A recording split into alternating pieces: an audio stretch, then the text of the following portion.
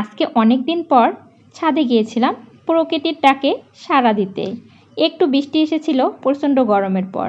বৃষ্টিটা অল্প কিছুক্ষণের জন্যই এসেছিল, তাই ভাবলাম ছাদ থেকে একটু ঘুরে আসি। যেহেতু রোদের কারণে ছাদে যেতে একদমই মন চায় না, আর আসার পর সত্যিই আমার মনটা ভালো হয়ে গিয়েছিল।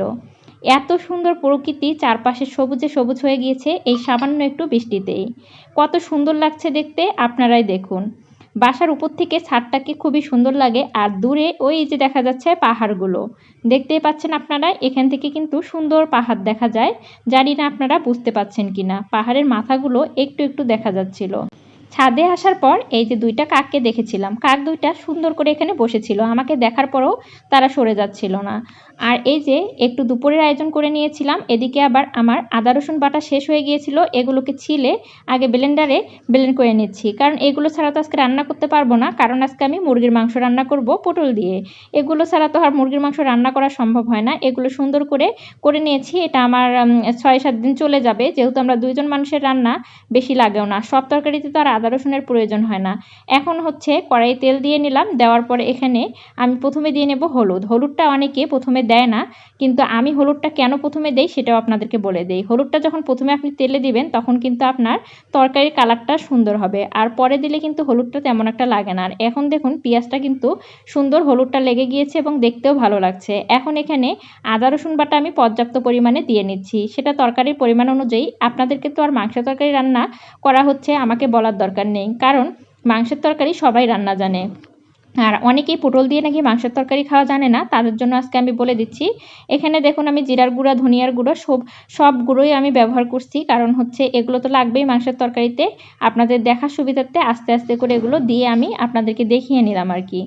আসলে পটলটা হচ্ছে আমি সবার শেষে দেব, কারণ হচ্ছে মাংসটাকে আগে সিদ্ধ না করে নিলে পটলটা আগে দিয়ে দিলে কিন্তু পটলটা গলে যেতে পারে, যার কারণে পটলটা সবার শেষে দেব। এখন ধুয়ে রাখা মাংসগুলোকে এখানে আমি দিয়ে নিচ্ছি। আমার অবশ্য 2 দিন থেকে দেখা যাচ্ছে যে একটু খাওয়ার রুচি কম, যার কারণে মনে হলো যে আজকে মাংস রান্না করলে একটু ভালোভাবে খেতে পারবো।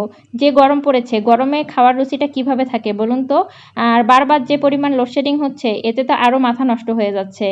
আর এখন আমার মাংসের তরকারিগুলো সুন্দরভাবে যেহেতু কষানো হয়ে গিয়েছে, এরপরে আমি এর মধ্যে আরও একটু পানি ব্যবহার করে এর মধ্যে আমি পটল দিয়ে নেব।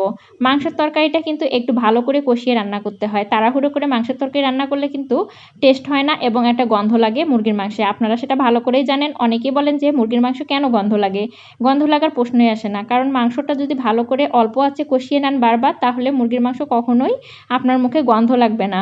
আর এখন পটলগুলোকে দিয়ে দিলাম। পটলগুলো আপনারা এভাবেই কেটে নেবেন, তাহলে ভালোভাবে এর মধ্যে মশলা ঢুকে যাবে। আর পটলটা দেওয়ার কারণে কিন্তু তরকারিটা খেতে আজকে খুবই মজা লাগছিল। আমার মাঝে মধ্যে একটু টেস্টের পরিবর্তনের জন্য আমি বিভিন্নভাবে মাংস রান্না করে থাকি, যাতে আমার একঘেয়েমি চলে না আসে। আর আমি হচ্ছে যে জায়গায় থাকি, এখানে গরুর মাংস তেমন একটা ভালো পাওয়া যায় না। তারপরও গরুর মাংস নিলে দেখা যায় যে আসলে রুচি সহকারে তেমন একটা খেতেও পারি না। আর এদিকে বিকেলে আমার হাসব্যান্ড খাবার নিয়ে এসেছিল। দেখুন বিভিন্ন প্রকারের খাবার নিয়ে এসেছিল। আমরা দুইজনে মিলে এই খাবারগুলো বসে বসে খেয়ে ফেললাম আর কি। ভালোই লাগছিল। হুট করে মাঝে মধ্যে একটু বাহিরের খাবার খেতে মন চায় আবার আমার। এই পর্যন্ত আজকে ভিডিওটি কেমন লাগলো?